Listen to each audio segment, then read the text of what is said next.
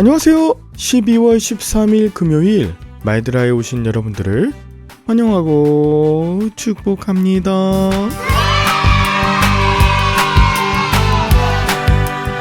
저는 오늘, 내일 그리고 이번 주일이 굉장히 중요한 날이 될 것 같습니다. 교회적으로는 장로 피택을 위한 공동회의가 예정되어 있고요. 또 내일은 국회에서 탄핵 표결이 있고요. 그리고 다음 주에 있을 연말 정책당회를 준비하고 성탄절을 기획하는 이 많은 일들이 오늘 내일 계속 있을 것 같습니다.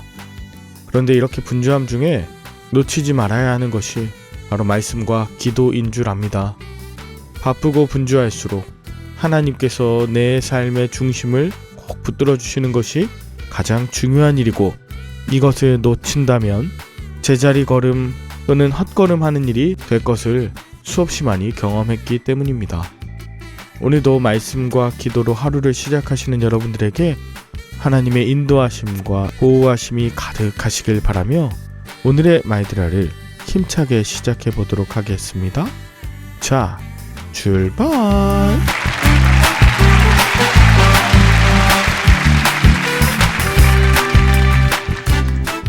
오늘은 욥기 21장을 묵상합니다. 두 번째 소발의 이야기에 욥의 대답이 이어지는 장면입니다. 욥은 이전보다는 확실히 침착해진 것 같아요. 욥의 대답을 통해서 욥은 성장하고 있고요. 욥의 세 친구들은 같은 말만 계속 반복할 뿐입니다. 욥은 2절 너희는 내 말을 자세히 들으라. 이것이 너희의 위로가 될 것이니라 라고 하면서 내 말을 건성으로 듣지 말고 너희가 잘 귀 기울여 듣는 것이 내게 큰 위로가 된다. 그리고 3절입니다. 나를 용납하여 말하게 하라. 내가 말한 후에 너희가 조롱할지니라. 내게 말할 기회를 좀 주고 조롱할 거면 내 말이 끝난 다음에 하라는 겁니다. 그러면서 4절 나의 원망이 사람을 향하여 하는 것이냐 내 마음이 어찌 조급하지 아니하겠느냐 하면서 내가 너희나 사람을 향해서 원망하는 것이 아니라, 다시 말하면 하나님께 그 마음을 아뢰고 있는 것인데 너희를 원망하거나 내가 너희와 논쟁하고 싶은 것이 아니야 라는 것을 말합니다. 왜냐하면 5절 너희가 내 곤경을 보고 놀라지 않을 수 없지? 손으로 입을 가리고 있지? 6절 내가 기억하기만 하여도 불안하고 두려움이 내 몸을 사로잡아. 그 이유가 뭐냐면 어찌하여 악인이 생존하고 장수하며 세력이 강하냐는 거예요. 여러분, 우리도 세상을 살면서 어찌하여 악한 자들이 잘 살고 오래 살면서 번영함을 누리는가? 하나님이 살아 계시다면 어떻게 그들의 후손이 굳게 서고 세상 가운데 떵떵거리며 살 수 있을까? 이런 질문을 해보신 적 있으시죠? 9절 그들의 집은 평안하고 두려움이 없고 하나님의 매는 그들 위에 임하지 않으며, 10절 그들의 수소는 새끼를 베고 그들의 암소는 낙태하는 일이 없이 새끼를 낳는구나. 11절 그들은 아이들을 양떼같이 내보내고 그들의 자녀들은 춤추는구나.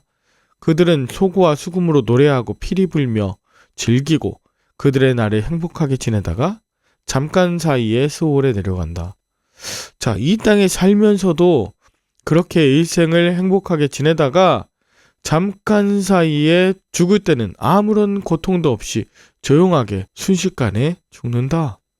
그러니까 악인들은 살면서도 번영하고 행복한데 죽을 때도 고통 없이 죽는다. 이것이 욥을 소름 끼치게 만드는 질문이 된 것입니다. 게다가 악인들은 14절 하나님께 말하기를 우리를 떠나소서 우리가 주의 도리를 알기를 바라지 않는다. 또 15절 전능자가 누구이기에 우리가 섬기며 우리가 그에게 기도한들 무슨 소용이 있냐 하면서 기도도 거부하고 하나님을 찾지 않고 오히려 무시하죠. 앞전에 욥의 세 친구들이 악인은 금방 죽고 불행하고 고통 중에 있고 질병과 슬픔 중에 멸망한다고 이야기했지만 아니죠. 악인은 멸망한다고 했지만 현실은 그렇지 않아요. 의인은 번성하고 악인은 만방의 수치를 당하며 기억되지 않고 사라질 것이라고 했지만 17절 하나님이 진노하사 그들을 곤고하게 하심이 몇 번인가? 그들이 바람 앞에 건물같이 폭풍에 나는 겨같이 된 적이 있느냐? 이것도 다 질문이거든요. 그런 적이 없다. 하나님은 그의 죄악을 그의 자손들을 위해 쌓아두시고 그 위에 갚으실 것을 알게 하시기를 원한다. 그런데 그렇게 되지 않고 있다는 거예요. 20절 자기의 멸망을 자기의 눈으로 보게 하며 전능자의 진노를 마시게 해야 하는데 그렇게 안 되고 있는 현실을 말합니다. 결국 21절 그의 달수 즉 이제 죽을 때가 돼서 그 일이 임하면 그와 무슨 관계가 있냐. 23절 어떤 사람은 죽을 때까지 기운이 정정하고 죽을 때도 평안하게. 또 24절 그의 그릇 즉 그의 몸은 건강하고. 25절 반면에 어떤 사람은 마음에 고통 품고 죽음으로 행복을 맞지 못한다. 같은 상황에 놓여 있는데 어떤 사람은 육신의 고통을 안고 살다 죽고 어떤 사람은 고통을 품고 행복을 맛보지 못한 상태에서 죽는다. 즉 의인도 죽고 악인도 죽는다. 모든 사람은 죽는다.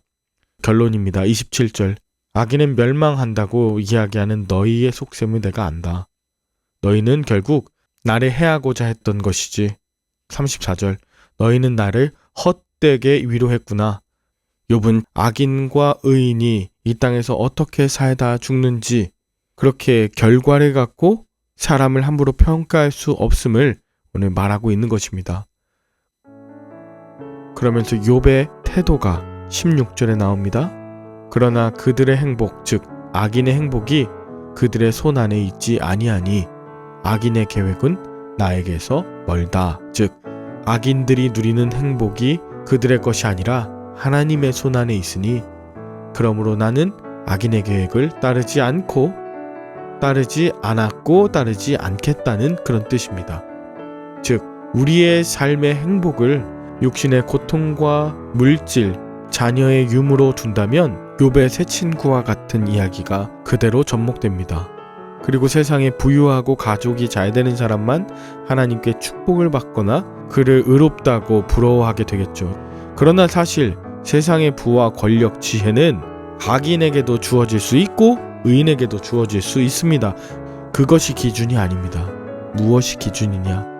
모든 것이 하나님의 손에 있으며 내 영혼과 내 육신마저 하나님의 손 안에 있음을 인정하는 것, 그리고 악인의 길에서 멀어지는 것, 이것이 바로 의인의 모습입니다.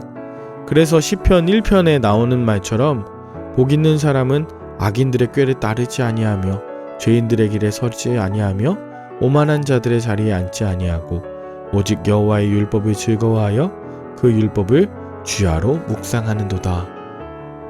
하나님과 늘 동행하시고 악인의 길에 따르지 않는 것이 이 땅에서의 진정한 행복이자 하나님이 기뻐하시는 삶인 것을 꼭 믿으시길 바랍니다. 함께 기도할까요? 하나님 아버지, 세상을 살면서 어려움을 만난 자들에게 위로한답시고 어설픈 충고를 할 때가 얼마나 많은지 모릅니다. 잘 알지도 못하면서 꼰대 노릇을 하는 그런 우리의 모습을 불쌍히 여겨 주옵소서. 하나님이 함께 하시는 것이 가장 중요한 것이며 그 하나님의 사람인 내가 연약함 중에 있는 자와 함께 있는 것이 가장 큰 복임을 증명하며 살아가게 하여 주시옵소서. 자신의 부와 명예와 권력을 자기 만족을 위해서 사용하며 합리화하지 않는 우리가 되게 하여 주시옵소서. 악인이 쉽게 날아가지 않고 끝까지 기억에 남아서 사람들에게 반면교사가 되는 것을 보게 됩니다. 하나님, 우리가 악인과 함께하지 않도록 늘 하나님의 편에 서게 하시고 생명과 정의와 평화의 길에 선 자들과 함께 손맞잡고 연대하게 하여 주시옵소서. 우리 주 예수 그리스도의 이름으로 기도 올리옵나이다. 아멘. 주말에는 섬기시는 교회에서 예배드리시며 은혜 많이 받으시고요. 저는 다음 주 월요일에 다시 찾아뵙도록 하겠습니다. 샬롬.